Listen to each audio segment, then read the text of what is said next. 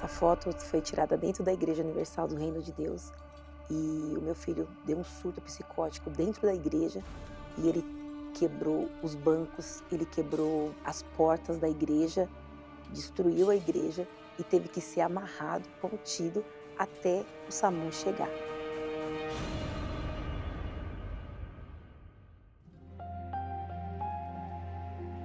Eu me recordo que ele, quando pequeno, eu apresentei ele no altar.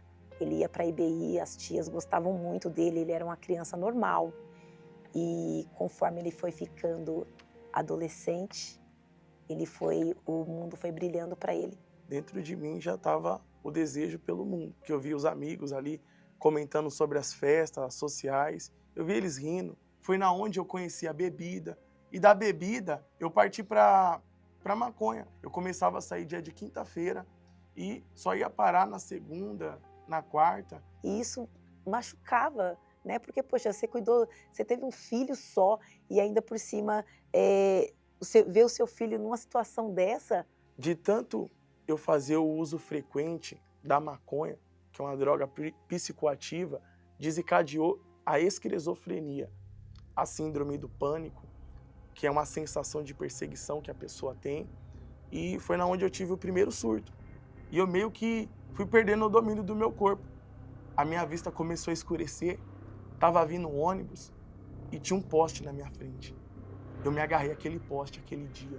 Foi na onde que ligaram para minha mãe e foi o primeiro surto. O dia que mexeu comigo foi o dia que ele chegou nessa foto aqui, ó. Isso é o quê? Isso daqui ele deu o outro surto após o primeiro e pegou uma gilete e começou a apertar essa gilete na mão para se matar, porque ele queria mesmo era pegar essa gilete e cortar o pescoço. Aí o desespero entrou, me pegou. Eu fiquei desesperada. O pai chorava de um lado e eu chorava do outro. Olha o jeito que ele chegava em casa, desse jeito, todo sujo, virado de dias, usando droga e bebendo, e ao ponto de quase ele beber a própria urina. Sempre tinha que ter algo para a gente poder estar contendo ele, estar amarrando ele, tanto na perna como no braço, entendeu? Tinha que se amarrar, porque se não amarrasse ele, ele ia tentar contra a própria vida dele. Era desgastante, mas eu tinha que perseverar. Eu fazia propósitos de pegar a camiseta dele e batizar a camiseta dele, como se estivesse sendo ele sendo batizado. E quanto mais eu lutava, pior ele ficava.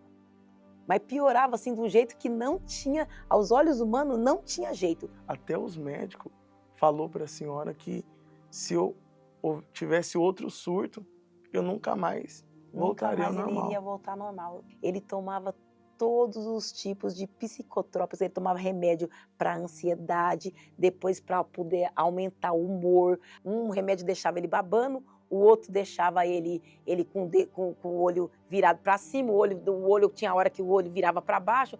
Era uma confusão de medicação. E nos momentos que eu ficava lúcido, eu voltava a usar droga. Deu PT no Alexandre, ô Zezinho.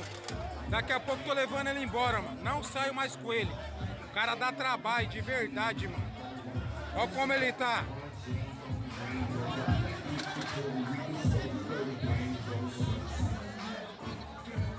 As pessoas gravarem o vídeo, jogar lá no grupo que tem lá na rua de WhatsApp e todo mundo ficar sabendo dessa vergonha.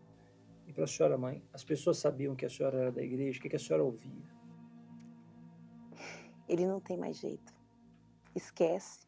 A senhora vai para a igreja e o seu filho só piora. O que você está fazendo na igreja?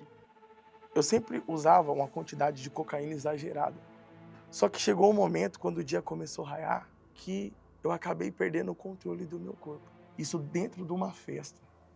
Dentro de uma festa. Eu saí correndo e nisso essa voz falou para mim subir a escada da festa e pular da laje. Eu consegui virar o meu corpo, eu me tranquei no banheiro. Quando eu tava com a pia, que eu ia bater com a pia na minha cabeça, essas vozes falando que ia me levar, era realidade só pra mim. Não estava acontecendo nada disso. Quando eu redobrei minha consciência,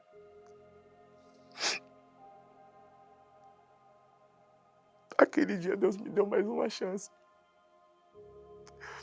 Eu caguei nas calças, aquele dia foi uma extrema vergonha, muita vergonha. Aí eu abri a porta do banheiro, eles entraram, me abraçaram e eu nunca imaginei fazer minha família passar por isso, nunca, nunca, nunca.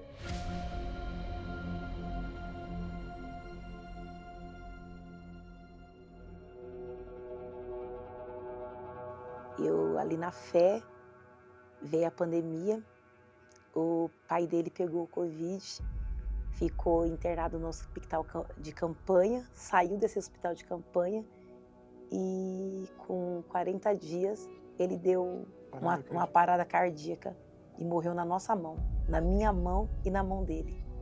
Quando eu vi meu pai naquele chão ali, eu falei, meu Deus, acabou. O prazer pela vida, acabou a razão de viver. Meu pai tá morto. Quando eu vi a situação, que eu estava sozinha, que eu me vi ali, que ele tinha sido enterrado, e eu olhei para o Alexandre não me conhecia.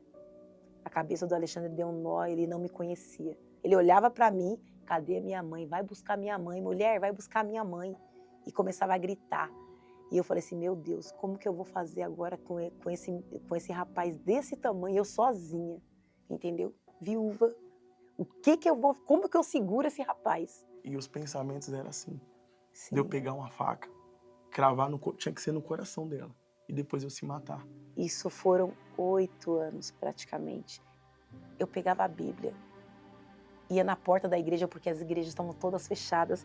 Eu ia para a porta da igreja e pedia para Deus me socorrer, para Deus socorrer e julgar a minha causa. Todos os santos dias eu ia, de manhã, de tarde e de noite, na pandemia, de manhã, de tarde e de noite, até o Senhor Jesus Cristo fazer a justiça que na Bíblia Ele prometeu.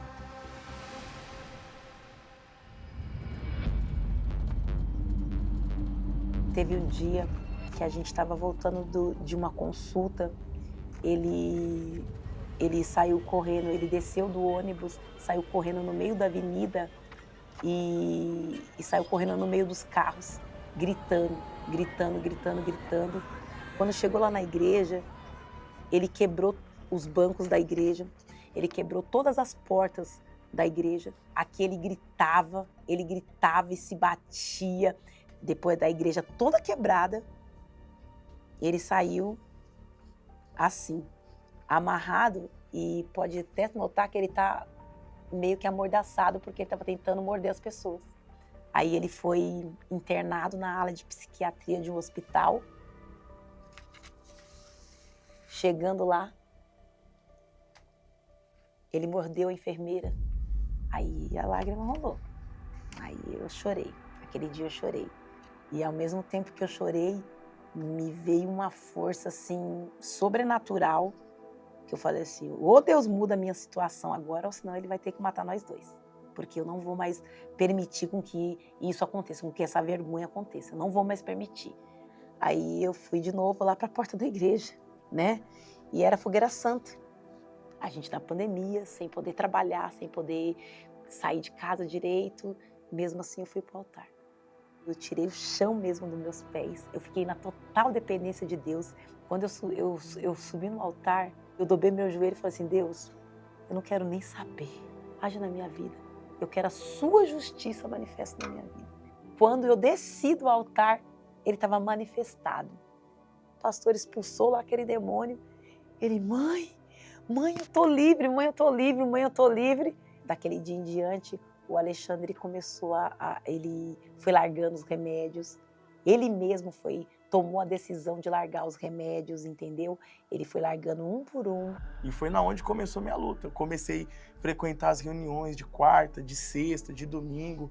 E eu propus isso dentro de mim, através da fé dela, né? Eu entendi que o quê? Se eu usava droga todo dia, eu vou pra igreja todo dia, meu cara. E a gente tinha que lutar agora para ser batizado com o Espírito Santo, né? Aí ele, mãe, eu quero buscar, eu quero me batizar de novo e eu quero receber o Espírito Santo.